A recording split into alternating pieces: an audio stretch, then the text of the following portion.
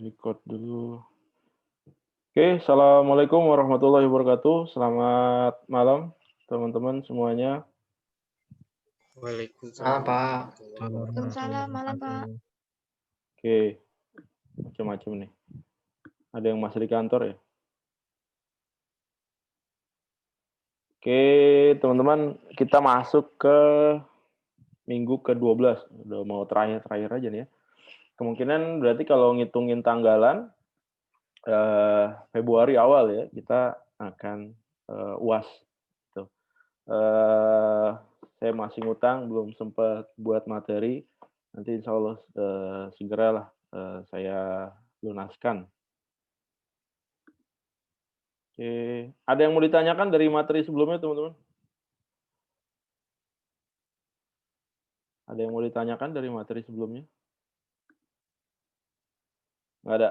Oke, kalau nggak ada, kita masuk. Ada? Nggak ada. Kalau nggak ada, kita masuk ke materi berikutnya. Ini kita bicara tentang... Kita bicara tentang penerapan TIK di berbagai sektor pada beberapa negara. Jadi sebenarnya masih lanjutan yang kemarin, MDG, Millennium Development Goals, gitu ya. Cuma ini ada dari goals yang lain, kelanjutannya dari yang kemarin. Dan ini juga materi-materi, 3 materi terakhir ini, 3 materi pertemuan ini, pertemuan 11, 12, kemudian nanti 13 gitu ya. Ini banyak atau mungkin nanti sampai akhir semester ada banyak memberikan, saya berharap sih ada inspirasi teman-teman nanti kalau mau buat skripsi ya, atau nanti mau riset misalkan ada contoh-contoh sistem informasi yang ada yang sudah di-build gitu ya di beberapa negara dan juga bisa diimplementasikan juga di Indonesia karena emang common gitu ya contohnya dan bisa digunakan. Dengan Anda membangun sesuatu yang baru ketimbang judul-judul yang sudah pernah ada, diharapkan dapat nilai yang lebih maksimal. Oke. Ya, pertemuan ke-12. Nah, ini goals keempatnya 5 dan 6. Kalau keempatnya bicara tentang angka kematian anak, ya, menurunkan angka kematian balita. Ini di tahun 2015 targetnya 2/3-nya dalam kurun waktu tersebut. Memang kematian anak itu waktu di tahun-tahun itu, tahun 90 sampai tahun 2010, 2015, itu lumayan besar, termasuk di Indonesia juga lumayan besar. Penyebabnya macam-macam ya, penyebabnya karena memang ketidaktahuan orang tuanya gitu ya, mengenai asupan gizi dan sebagainya, yang menyebabkan anaknya jadi tumbuh kembangnya nggak maksimal, nggak sesuai dengan usia kandungannya. Jadi begitu dia lahiran, ada yang meninggal gitu, ada juga yang begitu lahiran punya kekurangan gitu, atau punya keterbatasan. Nah, itu yang jadi isu. Ada juga kalaupun dia lahirnya sehat, nggak kekurangan suatu apapun, tapi daya berpikirnya kurang cerdas lah. Jadi memang mempersiapkan sumber daya manusia yang unggul itu mulai dari kandungan sih. Makanya ibu-ibu tuh banyak begitu dia hamil gitu ya, yang aware, dia banyak minum vitamin ikan atau asupan-asupan yang bisa memberikan nutrisi bagi otak si bayi. Diharapkan begitu dia lahir gitu ya, begitu dia besar, nanti dia tumbuh cerdas gitu.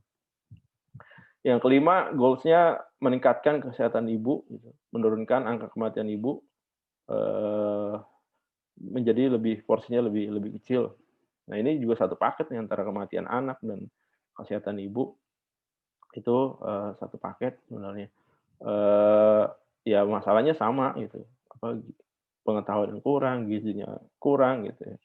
Yang keenam, memerangi HIV/AIDS, malaria dan penyakit lainnya. Nah, kalau dikaitkan dengan hari ini gitu ada apa, COVID-19, COVID-19 dan harusnya nih ada solusi IT-nya nih, gitu loh. Solusi IT dari orang IT nih, solusinya apa nih terhadap pandemi ini gitu ya. Bukan hanya kita belajar online gitu, bukan cuma semuanya dipindahkan secara virtual, tapi juga gimana caranya nih untuk mencegah, terjadinya penyebaran, wabah ini atau penyebaran virus ini.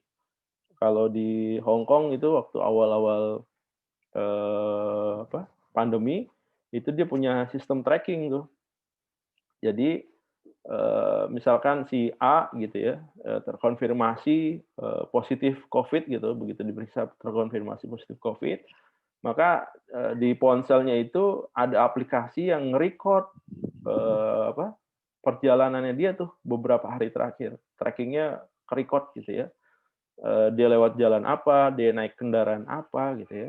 Dia mencet apa, bukan sampai mencet sih, dia naik kendaraan apa, jalan apa gitu, lewatnya mana aja, ketahuan gitu ya.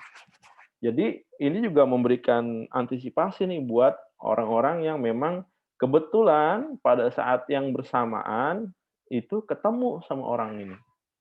Atau mungkin di angkutan umum dia, deketan gitu ya, pada saat itu dan pada saat si A-nya ini terkonfirmasi positif misalkan, eee, orang ini misalkan merasakan gejala yang, serupa gitu. Jadi begitu dia ngerasa nggak enak badan, dia tinggal buka map-nya tuh, location-nya tuh, tinggal cari kira-kira pada, beberapa hari terakhir ini saya bersinggungan nggak dengan orang-orang yang, terkonfirmasi positif COVID-19, itu. Jadi dengan adanya antisipasi seperti ini, boleh jadi ini bisa menekan jumlah penyebaran, COVID-19. Kan yang jadi masalah adalah OTG-OTG, orang tanpa gejala yang memang, eee, apa, dia terinfeksi COVID-19 tapi dia nggak ngerasa gitu ya, nggak ngerasa bahwa dia, apa, terinfeksi COVID-19. Jadi dia dengan leluasa aja tuh, beraktivitas seperti biasanya, ketemu orang gitu, ketemu klien dan segala macam. Akhirnya karena dia emang nggak ngerasa, dia ketemu orang banyak, akhirnya dia bisa menularkan banyak orang. Itu yang jadi momok gitu ya. Ada beberapa teman saya kemarin pas sebelum liburan Natal dan Tahun Baru gitu ya, dia mau travel keluar kota, begitu dia rapid antigen ternyata positif. Tapi dia nggak ngerasain gejala apapun. Itu juga, jadi pencegahan dini tuh sebelum virus ini, menyebar ke mana-mana, gitu. Dengan adanya tracking-tracking, seperti itu gitu, Anda, saya, atau siapapun bisa tahu nih, atau, kita mau jalan misalkan, "Wah nih, kemarin baru ada orang lewat di sini nih," gitu jadi gitu ya. Jadi kita lebih antisipasi nih, di daerah-daerah tersebut gitu ya. Ada juga bisa jadi, kayak Google Map itu kan bisa kelihatan tuh ya, daerah mana yang macet, daerah mana yang nggak macet, itu bisa ke-tracking dan mungkin Anda, kalau saya, biasanya dapat report dari Google, mengenai aktivitas saya. Jadi memang Google ini secara nggak langsung memata-matai kita sih, dan Google itu, ngirim ngirim data ke saya biasanya tiap saya nggak ada rutin ya sih, kadang sebulan dia kirim, kadang setahun ya, akhir tahun kayak gini dia ngirim data gitu. Dalam 1 tahun terakhir tuh saya ada di mana aja. Location-nya tuh ada di mana aja dia bisa tahu gitu ya, saya ada di Jawa Tengah misalkan, ada di mana, di Jawa Barat, ada di Jakarta. Jakarta pun, dia bisa tahu titik location-nya tuh. Saya banyak beraktivitas di mana aja gitu ya, map-nya. Saya banyak berkunjung ke mana aja. Sampai, saya berkunjung ke satu tempat misalkan, pernah 1 kali gitu ada tulisan di situ, 1 kali saya berkunjung ke tempat tersebut sampai sedetail itu gitu ya. Eee, itu juga yang dimanfaatkan, sebagai di perusahaan-perusahaan swasta itu sebagai, absensi-absensi online gitu ya. Jadi orang nggak perlu lagi fingerprint atau pakai retina, cukup ada software embedded di handphone-nya dia, dan dia ya terserah dia gitu ya, di jam kerja dia kemana, tapi bisa kepantau sama HRD-nya. Nanti begitu dia tugas on duty keluar negeri gitu, keluar kota gitu, dia bisa, absensi juga tuh, location-nya di mana, misalkan dia ke Singapura, lokasinya di mana, begitu datang nyampe ke location, dia tinggal, check in, sama seperti Anda di Facebook atau di Instagram ya, menandakan lokasi Anda saat itu. Dan itu yang dilakukan, harusnya, bisa juga tuh ya, solusi sebagai pencegahan Covid. Oke, berikutnya pemangku kepentingannya siapa sih? Ada layanan kesehatan gitu, target utama dari layanan kesehatan itu ada masyarakat biasa, kelompok rentan, dan terpinggirkan. Jadi, MDG ini, goals-nya ini ya, memperhatikan, banyak memperhatikan orang-orang yang memang, kurang beruntung ya, eee, mulai dari kesehatan, pendidikannya dia, dan segala macam ya. Karena memang, arah pertumbuhan ekonominya tuh, modelnya model, kelihatan seperti kapitalis gitu ya, kalau kapitalis gitu. Jadi, ketimpangannya itu jauh gitu ya, antara si miskin dan si kaya ini makin jauh gitu ya. Jadi kalau kapitalis itu ciri-cirinya yang kaya tuh makin kaya gitu ya, yang miskin makin terpuruk gitu ya, makin jatuh.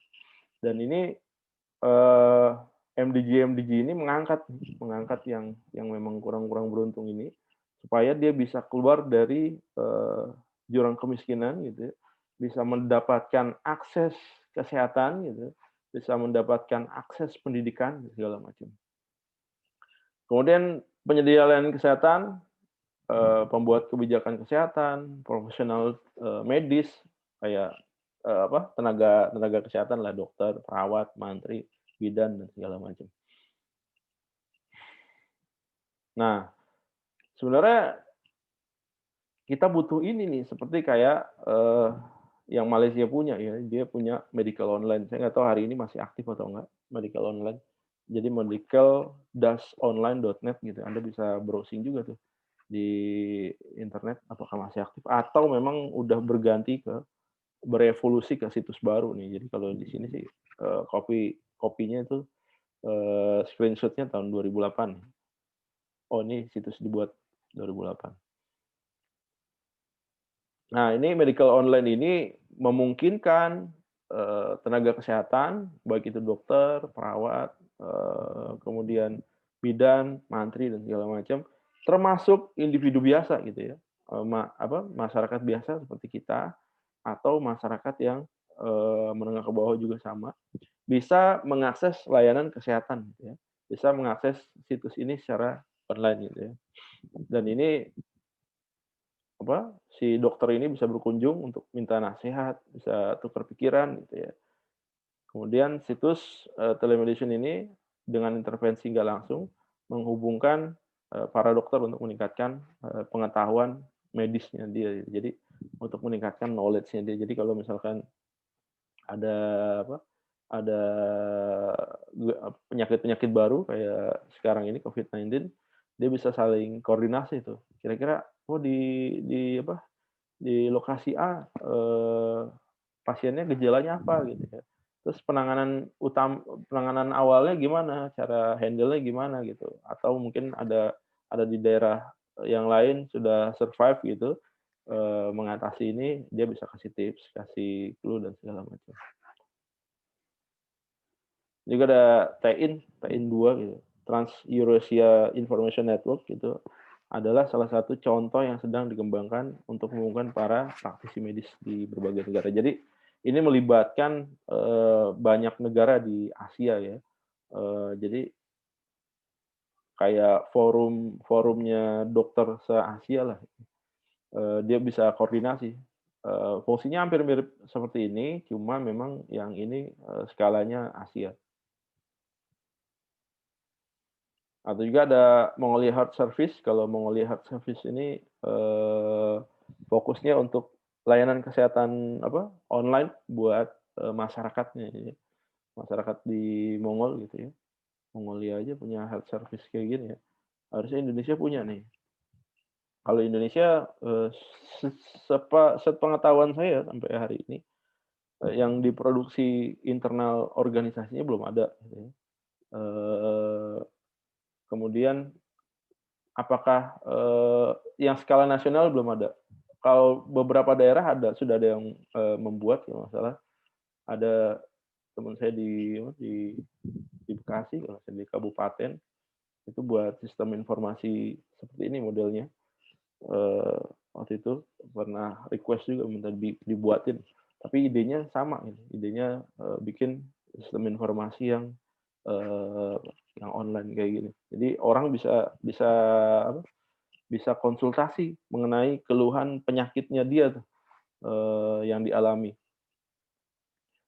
Dan ini juga harusnya menjadikan solusi di Indonesia, mengenai, layanan fasilitas kesehatan. Karena kita sama-sama tahu nih, keterbatasan, infrastruktur, sumber daya, manusianya juga terbatas. Itu yang menyebabkan ada banyak beberapa daerah gitu ya, yang, eee, sangat minim akses kesehatannya gitu. Seperti yang saya pernah cerita, sebelumnya waktu di awal, ada daerah yang dikunjungin dokternya setahun sekali gitu ya, dan dia ketemu dokter, saat itu juga gitu, dokternya stay selama 1 minggu, dokter puskesmas. Setelah itu, over than 1 week gitu ya, dia harus nunggu lagi tahun depan. Kalau sakit gimana? Kalau sakit ya ya dia datang ke dukun nih jadinya. Kalau emang sakitnya apa, nggak bisa ditahan gitu ya, akhirnya datang ke dukun kan. Dukunnya, modelnya gitu, jadi pakai ayam, pakai telur gitu, jadi penyakitnya dipindahin ke telur, ke ayam gitu. Nah, harusnya ini menjadi solusi gitu ya, sistem informasi ini. Jadi begitu si masyarakat ini, masyarakat miskin atau masyarakat menengah gitu ya, mengalami keluhan, gejala penyakit, dia, bisa langsung, melakukan, screening, melalui, sistem informasi ini. Modelnya gimana? Bisa konsultasi gitu ya, diskusi, atau bisa juga, apa, video call gitu ya. Tapi memang, permasalahan berikutnya infrastrukturnya ready atau enggak gitu ya. Harusnya kalau belum ready ya disediakan dulu nih, yang dulu yang apa, punyanya Kominfo, Plik-Implik itu harusnya dimanfaatkan lagi tuh. Kita punya satelit, BRISAT itu punyanya BRI itu nganggur, banyak banyak transpondernya yang nggak kepakai setahu saya, terakhir 2 tahun yang lalu, apa, eee, satelitnya masih masih banyak kosong, yang kepakai, baru Telkom Telkom yang penuh sekarang. Terakhir satelit Palapanya juga udah usang. Kita punya 3 satelit ya di Indonesia tuh, punya 3 satelit. Kita punya satelit Palapa, gitu, punya satelit Telkom, satu lagi BRISAT ini, koordinatnya beda-beda. BRISAT ini sebenarnya, generasi berikutnya dari Palapa. Cuma, eee, begitu Palapanya jatuh gitu, diganti sama BRISAT. Cuma masalahnya koordinatnya kurang bagus untuk dipakai bisnis. Nah, jadi begitu begitu di-launch, jadi kurang kurang ini, kurang banyak peminatnya. Paling ke arah ATM-ATM aja. Nah, ini juga bisa digunakan nih di beberapa daerah dengan menggunakan OBVAN gitu ya. OBVAN ada VSAT-nya di sana. Nah, ini bisa jadi akses poin juga untuk, layanan internet. Dan ini kalau dihubungkan ke remote-remote area, maksudnya di area yang memang susah dijangkau gitu ya, fasilitas kesehatan, pendidikan yang minim, ya udah, untuk solusi apa, sementaranya ya udah dikonekkan dengan, internet aja dulu gitu. Agar apa? Agar mereka tidak, ketinggalan terlalu jauh, agar mereka bisa dapat fasilitas kesehatan, fasilitas pendidikan yang, baik. Nah, ini juga ada Arogyasri Health Insurance dibagi masyarakat miskin. Ini ada di oh ya, Pakistan atau apa ya, lupa saya. Pakistan kalau nggak salah. Ini health insurance, jadi kerjasama dengan pemerintah, jadi swasta dan pemerintah gitu ya. Eee, Pemerintah dia cuma ngebayarin preminya aja, jadi tiap kepala keluarga ada preminya misalkan 300.000 dibayarin sama pemerintah ditanggung.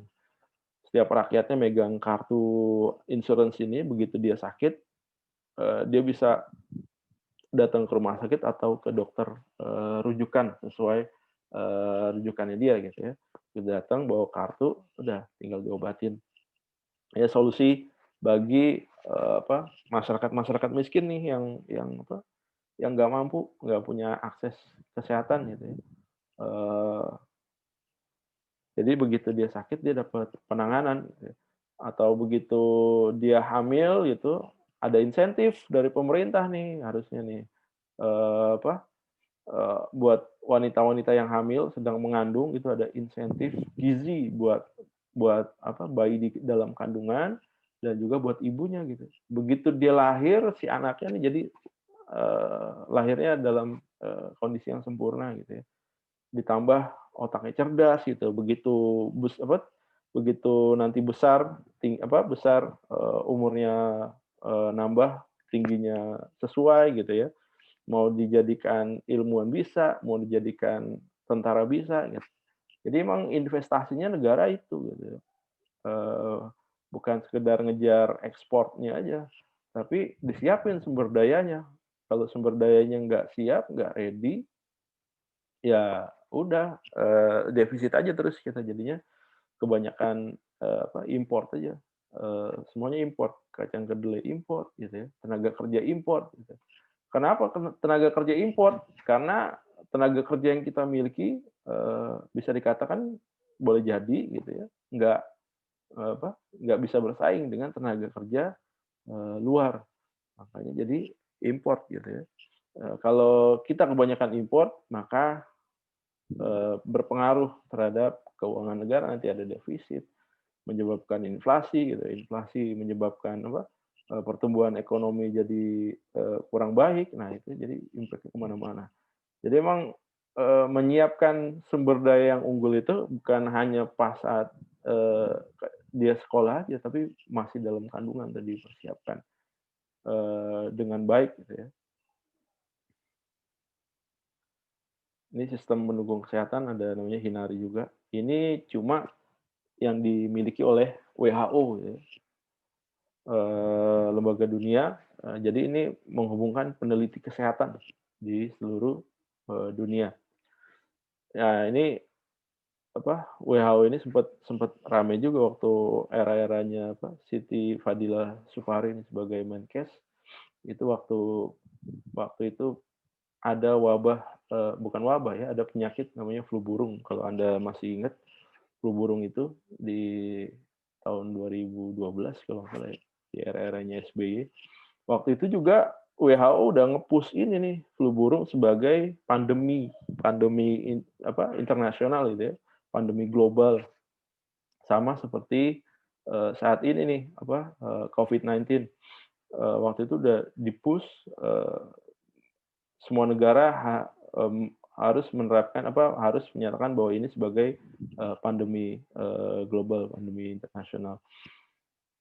Dan semua negara wajib mengirimkan sampel, sampel penyakitnya. Jadi setiap orang sakit itu ada di-swab gitu ya, ada sampelnya itu wajib dikirim, sampel virusnya itu wajib dikirim ke WHO.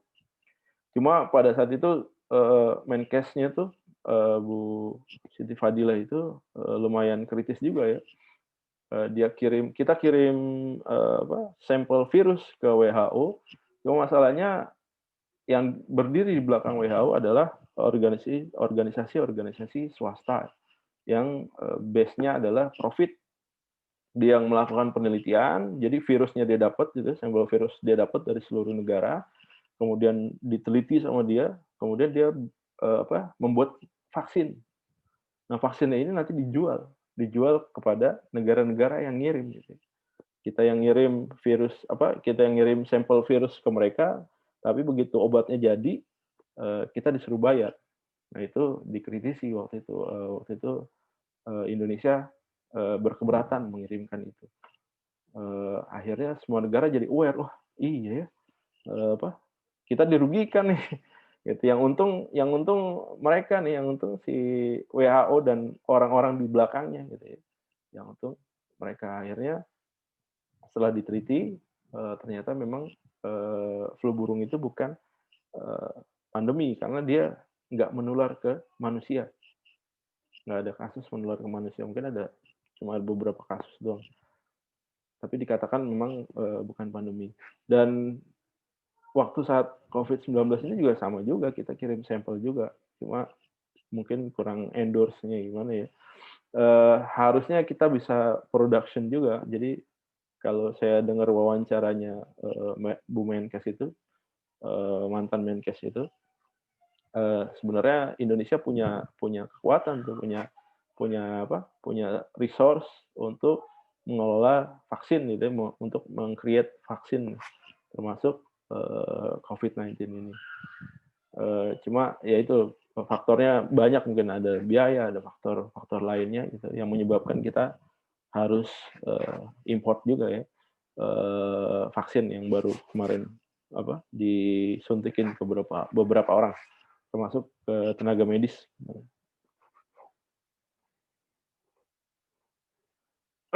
Berikutnya adalah goals ketujuhnya memastikan kelestarian lingkungan hidup. Nah ini, eee, lingkungan hidup jadi isu waktu itu. MDG ini, banyak di era-eranya SBY ya.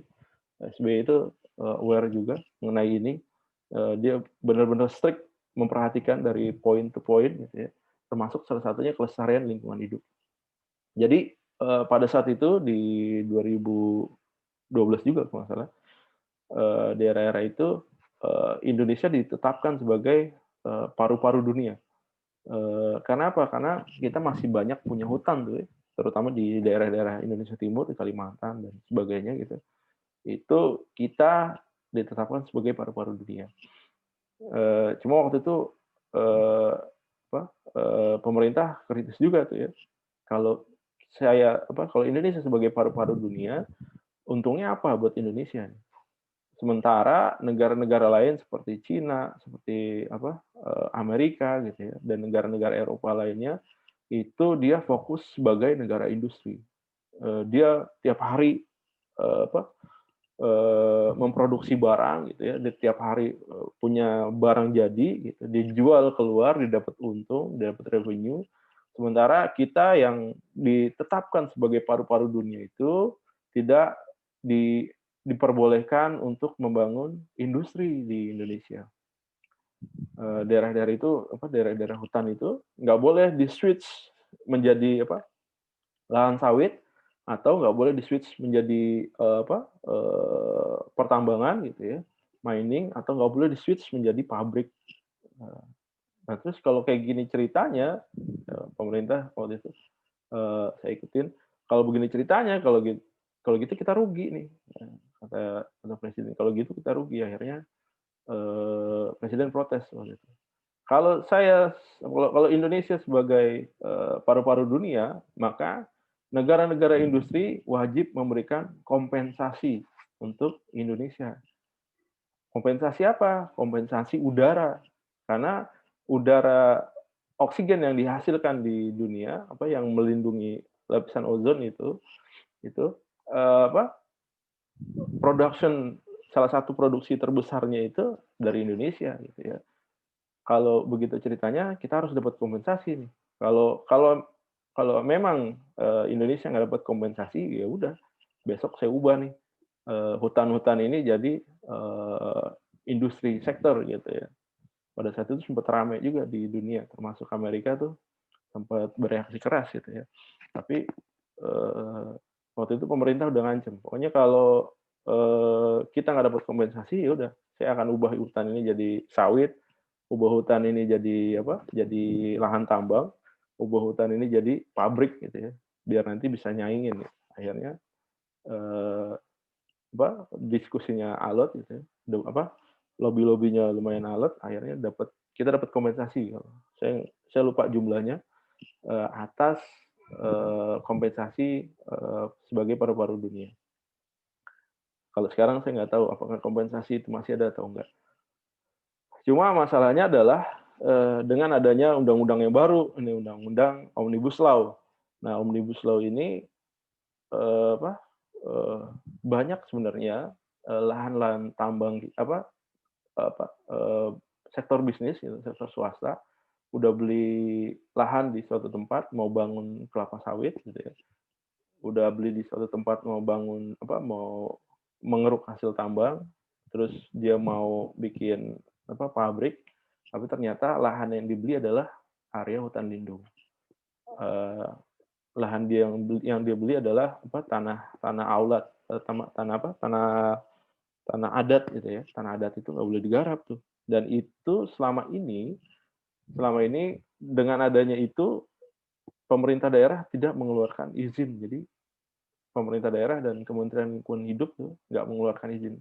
Jadi ada kadang nyangkut di kementerian, di daerah gitu ya, di kepala daerahnya, kadang nyangkutnya di, Kementerian Lingkungan Hidup. Jadi banyak, daerah-daerah yang nggak tergarap.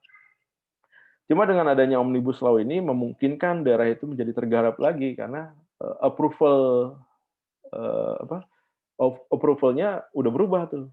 Dulu kita karena sistemnya otonomi daerah yang memegang kekuasaan di daerah adalah kepala daerah, sekarang udah enggak, ditarik ke pusat, nanti ada namanya bank tanah. Nah, bank tanah ini yang memutuskan tuh, daerah tersebut, diizinkan digarap atau enggak, diizinkan dibuka kelapa sawit atau enggak, diizinkan digarap pertambangan atau enggak, diizinkan digarap jadi pabrik atau enggak. Jadi ditarik lagi wewenangnya, oleh pusat. Jadi emang, rada kontradiksi nih dengan semangat otonomi daerah, di era-era reformasi. Jadi rada berkebalikan. Nah, ini juga, eee, menjadi warning juga nih buat buat beberapa pihak yang paham benar dengan kondisi ini gitu ya. Jadi ada ancaman juga nih dalam memastikan kelestarian lingkungan hidup. Oke, memadukan prinsip pembangunan berkelanjutan dengan kebijakan dan program nasional serta mengembalikan sumber daya lingkungan yang hilang. Kemudian target 10-nya menurunkan proporsi penduduk tanpa akses terhadap sumber air minum yang aman berkelanjutan serta fasilitas sanitasi dasar, sebesar separuhnya. Mencapai perbaikan yang berarti dalam kehidupan penduduk miskin, di pemukiman kumuh. Jadi, target-targetnya TIK dan sumber daya alam untuk rekonstruksi, pengamatan lingkungan, rehabilitasi, penanganan, pencegahan, peringatan bencana alam, untuk pemetaan perubahan iklim. Nah, ini yang baru musibah yang baru terjadi di Sulawesi ya. Ada gempa kekuatan 6 skala Richter, lumayan, kerusakannya lumayan, semoga, eee, banyak yang bisa diselamatkan. Ini kita masuk ke ini Tiki Wikinwaru gitu ya. Tiki Wikinwaru ini adalah, penggunaan TIK di Kepulauan Waru, ini peringatan dini, warning, sistem, bagi warganya yang pencegahan bencana alam gitu ya. Perlu nih di Indonesia karena banyak bencana alam ya, kita udah sangat familiar dengan tsunami gitu ya, tanah longsor, banyak tanah longsor di Bogor, di Sukabumi gitu ya. Kemudian, gempa bumi ya. Ini bencana-bencana alam seperti ini kita nggak bisa hindari ya, kayak gempa bumi nggak bisa dihindari. Belum ada belum ada obatnya tuh, biar gimana caranya supaya bumi nggak gempa gitu, nggak bisa gitu. Bahkan geologi memprediksi orang-orang yang punya, keilmuan di bidang tersebut, ya nggak bisa dihilangkan gitu, gunung meletus nggak bisa dihilangkan, hanya bisa dideteksi, sebelum terjadinya bencana gitu ya. Atau, hanya bisa, diberikan early warning system pada saat, kejadian, masyarakat langsung di-announce, "Eh, ini ada bencana loh, cepet nyelamatin diri." Nah, itu hanya bisa kita hanya bisa mengurangi, dampak serius yang memang, ditimbulkan gitu, meminimalisir dampak serius yang ditimbulkan. Kita hanya bisa seperti itu. Seperti kejadian tsunami di Aceh di tahun 2006 ya kalau nggak salah. Tsunami di Aceh tuh waktu itu, kita nggak aware tuh bahwa bukan kita ya, orang-orang di Aceh tuh nggak tahu ya bahwa bahwa akan ada tsunami waktu itu. Saya baca di beberapa artikel, itu begitu airnya surut gitu, masyarakatnya pada datang malah ke pantai. Kenapa? Karena, dia ngelihat ada ikan gitu, ikan pada gelimpangan di darat gitu ya. Karena airnya surut, ikannya pada muncul gitu, pada keluar. Akhirnya orang pada ngumpulin ikan gitu, bawa ember, bawa wadah gitu buat ngumpulin ikan. Dia nggak tahu bahwa sebentar lagi akan ada tsunami. Ternyata beberapa menit kemudian baru ombak besar datang gitu ya. Ombak besar datang nyapu mereka termasuk masuk ke kota gitu ya. Dengan adanya musibah itu, Indonesia waktu itu udah mulai aware gitu ya, mulai, masang beberapa early warning system gitu ya, di beberapa laut yang memang daerah-daerah potensi bencana, ada patahan yang jadi gempa itu kan ada, lempeng bumi itu kan selalu bergeser dia. Nah, begitu dia geser, itu menyebabkan gempa.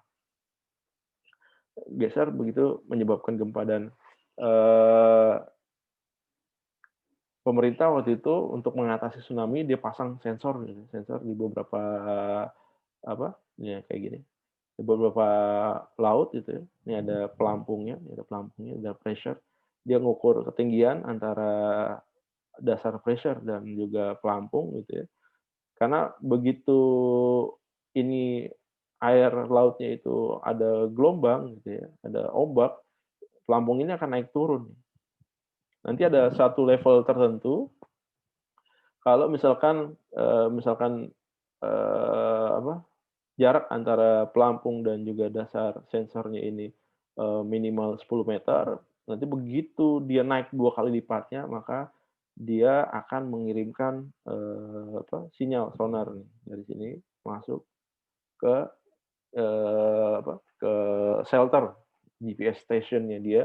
Nanti dari GPS station ini mengirimkan data ke satelit. Ngirim data satelit, gitu.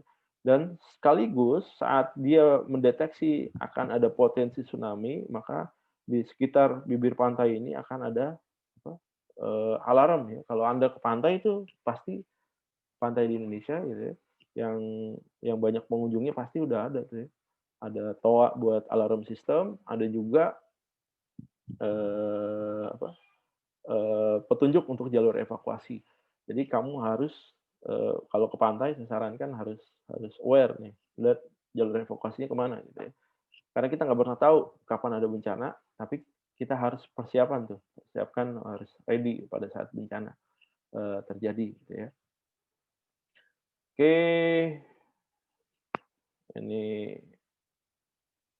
bencana ini, oke, masuk sekarang membangun kemitraan global untuk pembangunan. Targetnya mengembangkan sistem keuangan. Nah, ini sistem keuangan kita udah bahas banyak. Yang 13 membangun memenuhi kebutuhan dari negara kurang berkembang. Nah, jadi eh, kalau tahun lalu gitu ya, ada berita bahwa Indonesia masuk sebagai atau digolongkan sebagai negara maju ya. Ini juga politis ya, di dunia tuh eh, karena faktor politis. Kenapa Indonesia dimasukkan ke dalam negara maju? Kita ada beberapa pengamat yang bilang karena kita terlalu dekat gitu ya dengan Cina. Gitu ya. Kenapa? Karena Cina dan Amerika ini rival dia. Apa, eh, saat ini bersaing-saing adu kuat lah sebagai negara adidaya. Eh, Cina berusaha melebarkan proksinya dia udah dapat Afrika gitu ya di saya lupa nama tempatnya, dia dapat di sana sampai negaranya berubah penggunaan mata uangnya gitu. Dan dia juga mau lebarin sayapnya di Indonesia. Dan Indonesia ini dari dulu emang rebutan antara blok timur dan blok barat gitu ya, antara Amerika, Eropa dan juga dulu ada Uni Soviet, itu memang kita selalu jadi rebutan gitu. Makanya kita menjalankan asas politik yang memang nggak memihak kemanapun. Cuma karena sekarang kita lebih dekat ke ke bloknya Cina gitu, maka ada upaya seperti itu. Jadi kita negara berkembang yang dipaksakan menjadi negara maju. Konsekuensinya apa? Kalau kita masuk sebagai negara maju, konsekuensinya adalah ada beberapa insentif-insentif yang didapatkan oleh negara berkembang gitu ya. Insentif pembayaran utang gitu ya. Kemudian insentif-insentif yang lain menjadi nggak berlaku lagi kalau kita statusnya sebagai negara maju. Jadi kalau negara kurang berkembang itu ada akses bebas tarif, kuota bagi ekspor negara kurang berkembang gitu ya. Ada program penghapusan hutang, ya, penghapusan hutang bilateral, BDI lebih baik dan segala macam. Dan ini negara berkembang juga ada fasilitas-fasilitas seperti itu. Dan arahnya ke sana gitu. Begitu kita negara maju ya udah kita akan hilang possibility-nya itu. Kemudian membangun kemitraan global, yang ke-14-nya memenuhi kebutuhan khusus dari negara-negara tanpa perairan, menangani hutang negara berkembang melalui upaya nasional maupun internasional, bekerja sama dengan negara lain untuk mengembangkan dan menerapkan strategi untuk menciptakan lapangan kerja yang baik. Yang ke-17-nya bekerja sama dengan perusahaan farmasi, menyediakan akses terhadap obat-obat utama yang terjangkau bagi negara berkembang. Ini kan yang 17 bagi negara berkembang nih, bukan negara maju, gitu ya. Otomatis kalau kita masuk ke negara maju ini akan hilang policy-nya privilege-nya gitu ya. Yang ke-18 bekerja sama dengan swasta dalam memanfaatkan teknologi baru, terutama teknologi informasi dan komunikasi. Ini hubungan antara TIK, pemerintah, dan tata kelola. Kalau tata kelola itu hasil dan juga merupakan alat formal untuk mengatur sistem secara efektif. Jadi tata kelola. Pentingnya tata kelola agar proses pemerintahan itu berjalan lancar ya. Ada case, jadi ada flow-nya kita bisa ikutin. Gitu. Kalau tata kelolanya nggak baik, jadi berantakan ya, kayak misalkan Anda kerja di sebuah perusahaan gitu ya, tata kelolanya nggak boleh nih, tata kelola organisasinya nggak baik nih. Jadi semuanya direct report ke direktur gitu. Jadi OB-nya ke direktur, kemudian staf biasa ke direktur, supervisor ke direktur, manajer ke direktur gitu. Senior manajer ke direktur, jadi nggak baik tata kelolanya. Nanti begitu bisnisnya jalan akan bermasalah tuh. Karena apa? Koordinasinya ke satu pihak aja, ke direkturnya aja. Sementara kemampuan direkturnya itu terbatas ya, nggak bisa memanage semua semua sisi ya. Harusnya dia dapat laporan-laporan ininya aja, resume-nya aja tuh dari para bawahannya langsung ya. Kayak e-government, penerapan TIK untuk menyediakan layanan kepada masyarakat. Nah, e-governance beda nih, e-government dengan governance. Governance itu istilah luas yang mengatur hubungan yang luas antara pemerintah dan masyarakat, e-governance. Ini Mongolian Tax Authority, nah ini kita udah punya lah, ya. Tax kita mau PPN, PPH 21, 23 udah ready. Nah, ini juga di India ada The Right to Information Act di India. Jadi di India itu ada undang-undang yang menuntut pemerintah untuk bersifat terbuka. Jadi kalau di Indonesia ada undang-undang keterbukaan publik namanya. Itu ada di Indonesia. Jadi kalau kita mau mengetahui informasi yang ada di pemerintahan gitu ya, kita punya hak untuk mendapatkan data tersebut. Jadi kalau misalkan kita mau ngakses layanan data tersebut ternyata dihalang-halangi oleh pemerintah gitu ya, kita bisa mengajukan tuntutan ke pemerintah bahwa dia sudah melanggar undang-undang. Kecuali memang informasinya itu bersifat konfidensial ya, rahasia negara, misalkan itu kita nggak bisa. Tapi kalau sifatnya umum, boleh diketahui oleh masyarakat luas, maka pemerintah manapun ya, pemerintah daerah, pemerintah pusat gitu ya, itu nggak boleh menutup-nutupinya. Jadi kalau ditutup-tutupin kita bisa melakukan ajukan tuntutan. Nah ini hubungan TIK di sisi perdamaian ya, berkontribusi di sisi perdamaian, itu dia ada relief web gitu, situs PBB yang memungkinkan untuk melacak apa aja proyek bantuan dan rehabilitasi yang terjadi di berbagai belahan dunia yang sedang mengalami keadaan darurat. Daerah mana saja yang membutuhkan pendanaan, daerah yang mana kita sebagai individu bisa menyumbang. Jadi ada mappingnya nih ya, daerah, ini daerah konflik nih, ini daerah krisis kemanusiaan, ini daerah apa nih gitu ya. Jadi kita sebagai negara misalkan Indonesia gitu, untuk mau memberikan bantuan kita bisa mapping, oh ini butuh nih, benar-benar butuh yang ini masih 50-50 misalkan. Ada juga namanya AlertNet, ini dikembangkan oleh Reuters. Dia memberikan peringatan krisis kemanusiaan yang terjadi di berbagai belahan dunia. Jadi Anda bisa buka di AlertNet. Jadi kayak krisis kemanusiaan di Rohingya gitu, suku-suku Rohingya diusir dari tempat asalnya mereka. Ada upaya genosida waktu itu. Dan memang sudah diungkapkan oleh PBB ada upaya genosida sampai Aung Suu Kyi ya, pemimpin daerahnya dicabut tuh Nobel perdamaiannya. Jadi ini AlertNet dia memberikan peringatan mengenai krisis kemanusiaan. Ini contoh webnya seperti ini relief web ya. Anda bisa akses mungkin, harusnya masih ada. reliefweb.int. Oke. Juga AlertNet. Ini model kayak gini, jadi kayak ini. Myanmar ya, cyclone nursery, food crisis, humanitarian highlight gitu ya. Banyak yang ada di Afrika, Amerika, Asia, Eropa, Middle East. Gitu. Tinggal dilihat aja tuh daerah yang memang mau kita lihat. Ya. Rangkumannya ada diskusi dibagi dalam sektor-sektor, namun pendekatan integrasi itu harus diperlukan. Jadi ada integrasinya ya antara sistem informasinya. Kalau misalkan ada sistem informasi kesehatan, misalkan yang memungkinkan masyarakat miskin mendapatkan layanan kesehatan secara online, katakanlah seperti itu.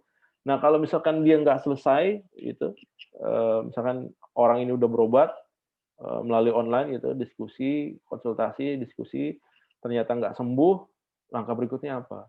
Apakah sistem informasi ini terintegrasi dengan rumah sakit terdekat untuk memberikan rujukan, misalkan, ataukah nanti udah terintegrasi, misalkan faktor transportasinya gimana? Nah itu harus dipikirkan juga tuh. Kalau evakuasi orang yang sakit, karena satu nyawa sangat berarti itu harusnya di Indonesia. Pemahaman dan pengembangan pendekatan integrasi untuk penerapannya merupakan tantangan yang besar. Apalagi negara seperti Indonesia ya, sangat besar dan memang manage-nya perlu resource dan juga dana yang memang nggak sedikit. Gitu. Oke, sampai sini itu yang bisa saya jelaskan. Ada yang mau ditanyakan? Masih ada waktu 2 menit. Ada yang mau ditanyakan? Cukup, Pak. Oke, cukup ya. Oke, kalau nggak ada yang mau ditanyakan, saya cukupkan. Terima kasih. Selamat malam. Assalamualaikum warahmatullahi wabarakatuh. Waalaikumsalam warahmatullahi wabarakatuh.